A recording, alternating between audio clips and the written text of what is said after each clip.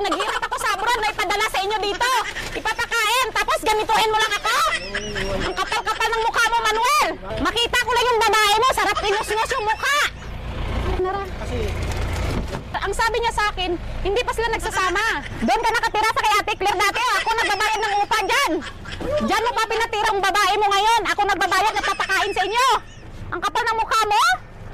Tapos sasabihin mo, ang mga tao nagsasabi dito, inuwi mo na yung babae. Ako nagbabayad, ako nagpapakain sa inyo. Ayusin mo yung bag yan. May bag ako na binigay sa'yo na maganda. Nasaan na? Wala kang bag dito. Ay, may bag ako na binigay na pinalit mo sa ano ko, sa malita ko dati. Ibilagay mo sa maayos yung bag ng anak ko, parang pinalayas mo yung anak ko, hindi ako papayag. Oh, wala. Bigay mo. Wala akong bag na yun. May bag na maganda dyan. Lagay mo sa may magandang bag. Wala nga ang bag. Lagay mo sa magandang bag. Wala nga ang bag. Lagay mo sa magandang bag. Hindi ko dadalhin yan. Lagay mo sa maayos yung damit ng anak ko. Parang wala pala